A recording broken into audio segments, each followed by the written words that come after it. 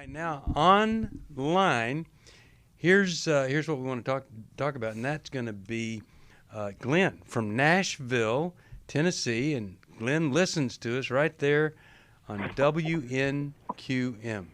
Glenn, how you doing there? I'm doing well. How you doing, Steve? Doing all right. What's going on? Good. I have the privilege of working part-time around some teenagers. A lot of these kids are just working through the summer. How do I talk to a couple of them that are cutting themselves? And one young girl overheard her say that she'd been to her therapist where she'd been talking about the guy who molested her. These kids are really in trouble.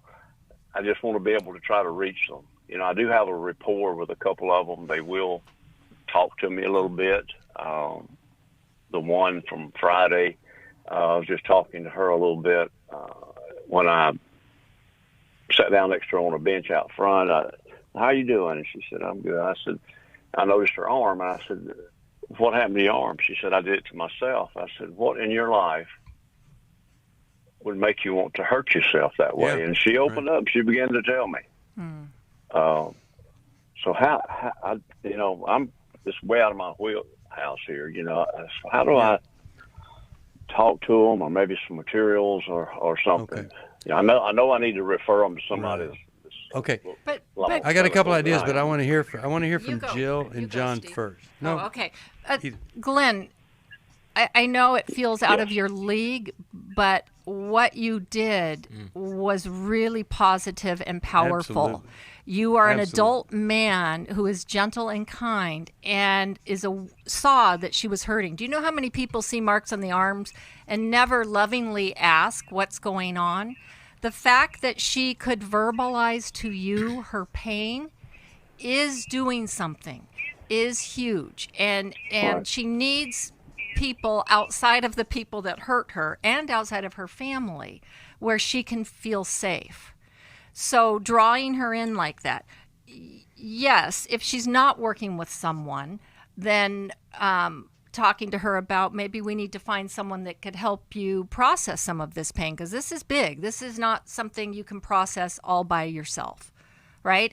But that doesn't mean you're not going to still be around, right? And that if she wants to check in with you, great. You know, you'd love to hear how it's going and how she's doing, and just speaking kind of love and God's truth and that she belongs and she's accepted. Those are all really important roles for you as pastor.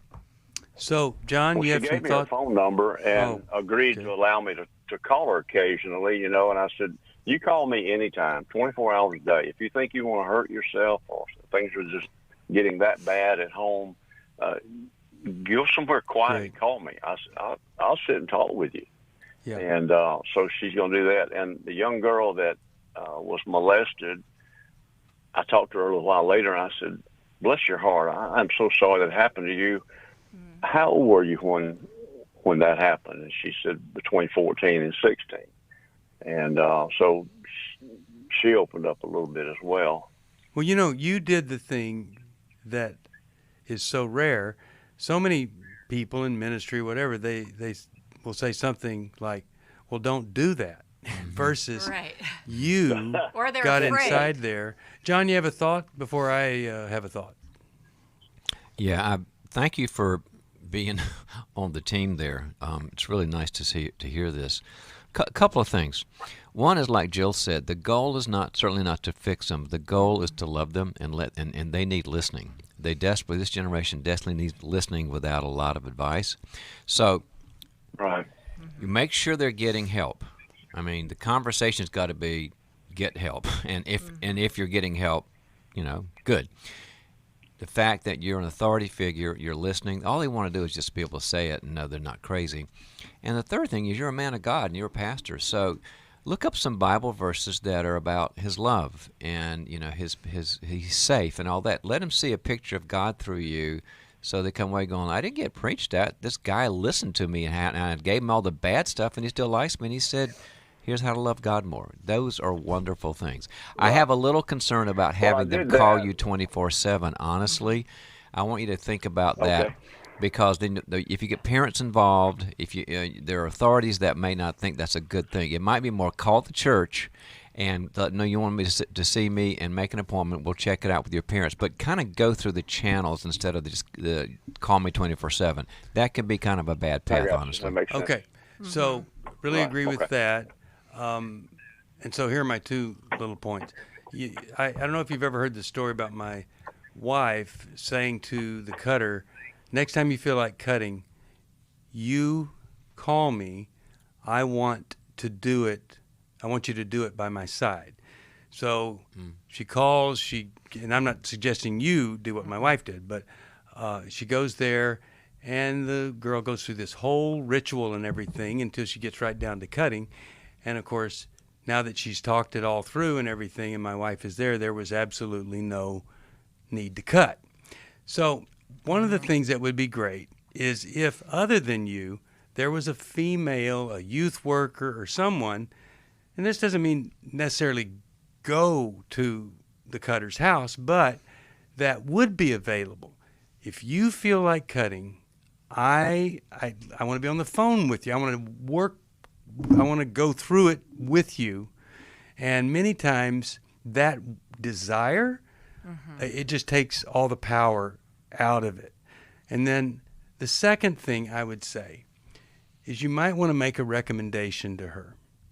You say, I want to be sure that you're not being influenced online with something that's happening to a lot of people in a lot of ways. It happens with young women with eating disorders. It happens with cutting and other things.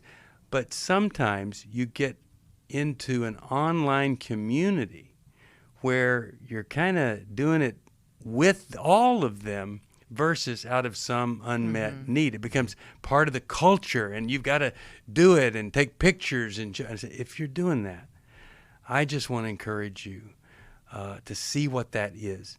That isn't helping, it's hurting. And here's what we want to do. We want you to find other ways to feel better than this, and they're not going to help you do that. So I'm really glad that you're the kind of man that you are. You need some help if you're going to help these young women, and I hope your wife or some of the other women in the church there can step up and be there.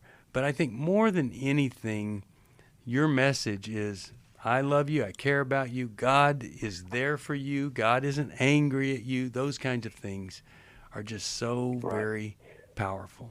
Yeah. The little girl that said that she'd been molested, later on, I said, you're an awesome person. You have such a beautiful smile. You're an awesome young lady. She just beamed. I wish you could have seen her face. Oh, yeah. She just lit up. And they don't hear that stuff. No. Nobody's telling them that. No. Well, and especially not from a man who has boundaries, right, with them and is safe. Yeah. That's a huge difference. Huge. And when a man who often in their mind represents shame, represents pure, godly love and acceptance, that many times is a game changer right there.